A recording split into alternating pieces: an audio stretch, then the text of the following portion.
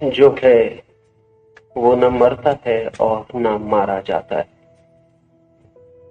और जो है हमारे भीतर उसका नाम आत्मा है, और जो है हमारे बाहर उसका नाम परमात्मा है।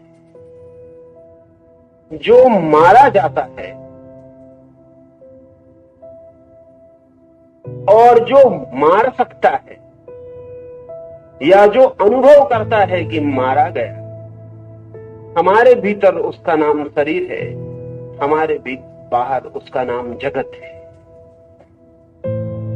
जो अमृत है, जो इम्मार्टल है, वही चेतना है, और जो मर्त्य है वही जड़ है।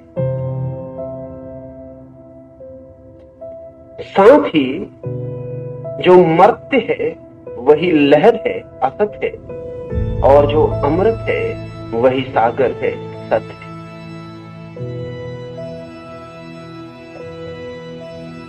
अर्जुन के मन में यही चिंता, दुविधा और पीड़ा कि मैं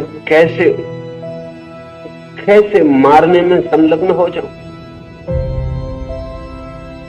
इससे तो बेहतर है मैं ही मर जाऊं। ये दोनों बातें एक साथ ही होंगी।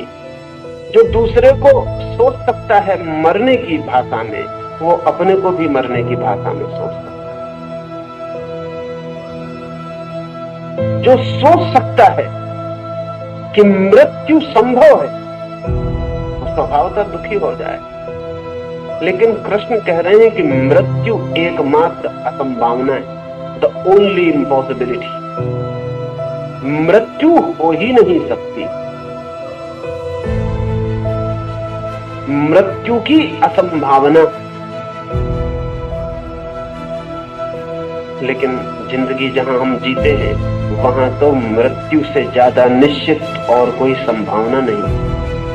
वहां सब चीजें असंभव हो सकती हैं, मृत्यु भर सुनिश्चित रूप से संभव है।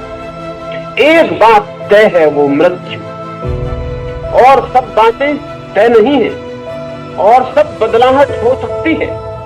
कोई दुखी होगा, कोई सुखी होगा, कोई स्वस्थ होगा, कोई बीमार होगा, कोई सफल होगा, कोई असफल होगा, कोई दीन होगा, कोई सम्राट होगा, और सब होगा, और सब विकल्प खुले हैं।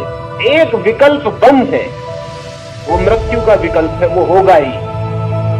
वो सम्राट भी वहां पहुंचेगा, भिखारी भी वहां पहुंचेगा, सफल भी, असफल भी, स्वस्थ भी, बीमार भी, सब वहां पहुंच जाएंगे। एक बात जिस जीवन में हम खड़े हैं वहां तय है, वो मृत्यु। और कृष्ण बिल्कुल उल्टी बात कह रहे हैं। वो ये कह रहे हैं कि एक बात पर सुनिश्चित है कि मृत्यु संभावना है, न कभी कोई मरा और न कभी कोई मर सकता। मृत्यु अकेला भ्रम। शायद इस मृत्यु के आसपास ही हमारे जीवन के सारे कोण निर्मित होते हैं। जो देखता है कि मृत्यु सत्य है, उसके जीवन में शरीर से ज्यादा का अनुभव नहीं। ये बड़े मजे की बात है कि आपको मृत्यु का कोई भी अनुभव नहीं। आपने दूसरों को मरते देखा, अपने को मरते कभी नहीं देखा। समझे, एक व्यक्ति को हम विकसित करें जिसने मृत्यु न देखी हो, किसी को मरते न देखा।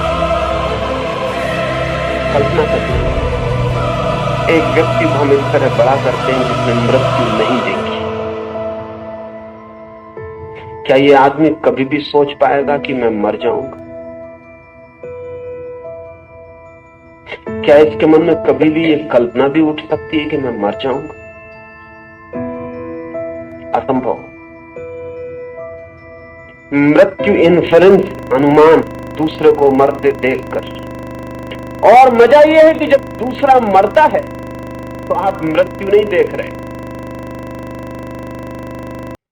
क्योंकि मृत्यु की घटना आपके लिए सिर्फ इतनी है कि वो कल तक बोलता था, अब नहीं बोलता, कल तक चलता था, अब नहीं चलता, आप चलते हुए को न चलते की अवस्था में गया हुआ देख रहे हैं, बोलते हुए को न बोलते की अवस्था में देख रहे हैं, धड़कते हृदय को न धड़कते हृदय की अवस्था में देख रहे हैं। लेकिन क्या इतने से काफी है कि आप कहें जो भीतर था वो मर गया? क्या इतना पर्याप्त है? क्या इतना काफी है? मृत्यु की निष्पत्ति लेने को क्या ये काफी हो गया? ये काफी नहीं। दक्षिण में एक योगी थे कुछ वर्षों पहले, ब्रह्म योगी।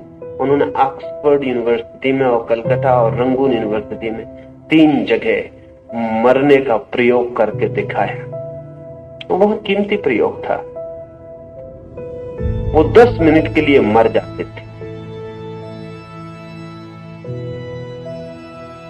जब ऑक्सफोर्ड यूनिवर्सिटी में उनका प्रयोग हुआ तो डॉक्टर्स मौजूद थे और उन्होंने कहा कि 10 मिनट में आप मेरी जांच पड़ताल करके लिख दें सर्टिफिकेट के आदमी मर गया कि जिंदा है। फिर उनकी श्वास खो गई, फिर उनकी नाड़ी बंद हो गई, फिर हृदय ने धड़कना बंद कर दिया, फिर खून की चाल सब शांत हो गई और 10 डॉक्टरों ने ऑक्सफोर्ड यूनिवर्सिटी के मेडिकल कॉलेज के सर्टिफिकेट लिखा कि यह आदमी मर गया है और मरने के सारे सिम्टम्स इस आदमी ने पूरे कर दिए और 10 आदमियों ने दस्तखत किया। और वो ब्रह्म योगी 10 मिनट के बाद वापस जिंदा हो गया। श्वास फिर चलने लगी, हृदय फिर धड़कने लगा, खून फिर बहने लगा, नाड़ी फिर वापस लौट आई और उन्होंने कहा फिर सर्टिफिकेट लिखें कि यह आदमी, इस आदमी के बाबत क्या ख्याल? उन डॉक्टरों ने कहा हम बड़ी मुश्किल में पड़ गए, आप हम पर कोई अदालत में मुकदमा तो न चलाएं। मेडिकल साइंस जो कह सकती थी हमने कह दिया। तो ब्रह्म योगी ने कहा मुझे यह भी लिख के दें कि अब तक जितने लोगों को आपने मरने के सर्टिफिकेट दिए हैं वो संदिग्ध हो गए।